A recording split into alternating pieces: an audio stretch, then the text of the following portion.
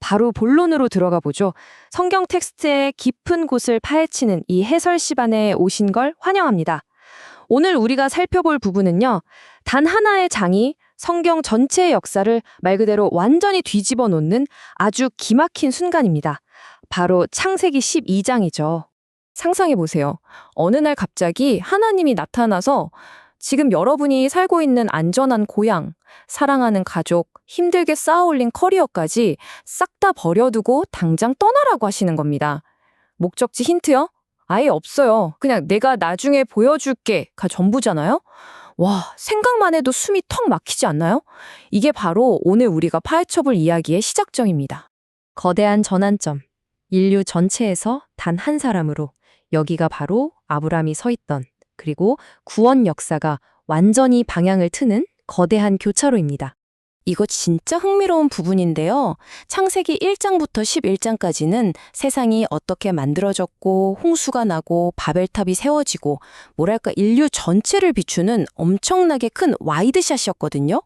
그런데 12장으로 넘어오면서 카메라 렌즈가 갑자기 확 줌인에 들어갑니다.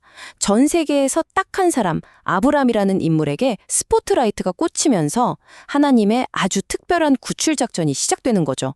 부르심과 세 가지 약속, 축복의 해부학입니다. 대체 이 한 사람을 부르실 때 어떤 구체적인 내용들이 오갔는지 한번 뜯어볼까요? 여기서 하나님은 단순히 이사가라는 게 아니었어요.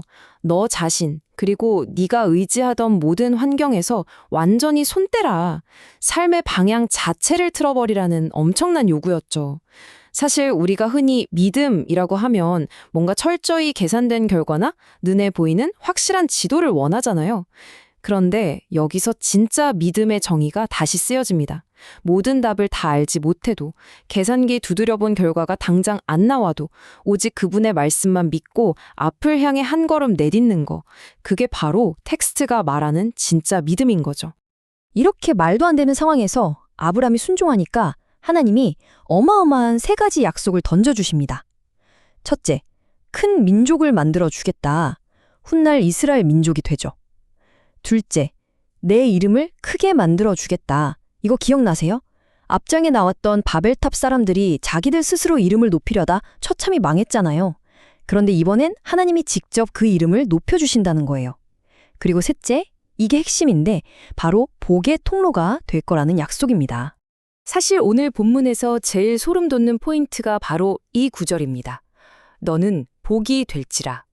생각해보세요. 아브람 혼자 잘 먹고 잘 살라고 주신 복이 아니에요. 오히려 그가 모든 민족에게 은혜를 콸콸 흘려보내는 파이프라인, 즉 은혜의 통로가 될 거라는 거죠. 그리고 이 언약은 쭉 이어져서 결국 예수 그리스도의 구원 사역과 완벽하게 맞닿게 됩니다. 진짜 대단한 복선 아닌가요? 아브라함의 순종과 재단, 믿음의 라이프 스타일. 이 거대한 약속을 받은 아브람, 과연 어떻게 반응했을까요?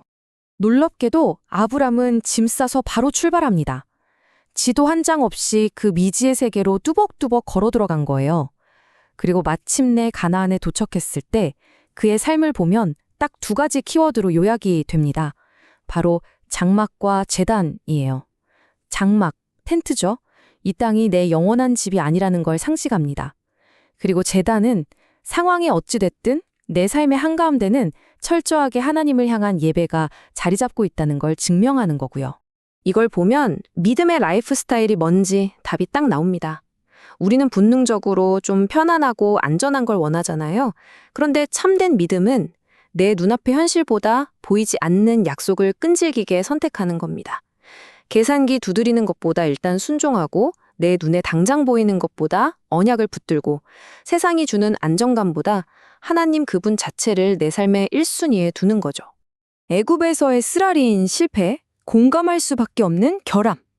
자, 여기까지는 아브람이 진짜 건드리면 안 될 것 같은 완벽한 믿음의 영웅 같잖아요. 그런데 이야기의 장르가 여기서 갑자기 확 바뀝니다. 여러분, 하나님만 믿고 그 먼 길을 떠나온 이 위대한 믿음의 조상이 말이죠. 과연 실패했을까요? 그것도 아주 처참하고 어이없게요? 네, 엄청나게 실패합니다. 성경은요, 절대 인간을 완벽한 히어로로 포장하지 않아요. 약속의 땅에 도착했는데 맙소사 극심한 기근이 터진 거예요. 당장 먹고 살 길이 막막해지니까 아브람도 패닉이 온 거죠. 결국 생존하려고 애굽으로 도망치는데 거기서 목숨 잃을까봐 너무 무서운 나머지 자기 아내인 사레를 여동생이라고 거짓말을 해버립니다. 아내를 방패막이 삼은 거예요. 믿음의 조상이라는 타이틀이 무색할 만큼 연약하고 흠집투성이인 인간의 민낯을 아주 적나라하게 보여주는 대목이죠. 근데 여기서 진짜 기가 막힌 반전이 등장합니다. 아브라함이 이렇게 대형 사고를 치고 언약이 깨질 위기에 처했는데 하나님이 직접 등판하십니다. 사례를 구해내시고 본인이 하신 약속을 스스로 지켜내세요. 이거 진짜 중요한 포인트입니다. 구원의 역사는요, 인간이 얼마나 완벽하냐, 우리가 얼마나 잘하냐에 달려있는 게 아닙니다. 우리가 비틀거리고 넘어질 때조차 전적으로 하나님의 신실하심 그 자체에 이 모든 약속이 달려있다는 걸 뼈저리게 가르쳐 주는 거죠. 오늘날 우리를 위한 적용, 창세기 12장 살아내기입니다. 자, 수천 년 전 한 남자의 그 무모해 보였던 출발과 어이없는 실패의 기록이 도대체 오늘을 사는 우리랑 무슨 상관이 있을까요? 이 고대 텍스트는 오늘 우리 삶의 돌직구를 날립니다. 첫째, 지금 나의 편안한 루틴, 그 안전지대에만 안주하지 마라. 하나님의 부르심이 있다면 과감하게 일어설 수 있어야 한다는 겁니다. 둘째, 내 상황이 어떻게 변하던 내 삶의 한복판에는 아브람처럼 나만의 제단을 세워야 합니다. 그리고 마지막으로 셋째, 이게 제일 위로가 됐을 텐데요. 우리가 필연적으로 흔들리고 아브람처럼 어이없는 바닥을 칠 때조차도 하나님은 우리를 절대 포기하지 않고 그분의 신실함으로 꽉 붙들고 계신다는 걸 믿으시라는 겁니다. 오늘 텍스트 해설을 마무리하면서 여러분께 좀 도발적인 질문을 하나 던지고 싶습니다. 하나님이 여러분을 세상을 향한 진짜 축복의 통로로 쓰시기 위해 지금 당장 미련 없이 버려두고 떠나라고 하시는 여러분만의 안전지대는 과연 어디입니까? 한번 깊이 고민해 보시길 바랍니다. 이 질문이 아마 여러분의 삶을 완전히 다른 궤도로 이끌지도 모르니까요. 그럼 저는 다음 시간에 더 흥미로운 텍스트 분석으로 돌아오겠습니다.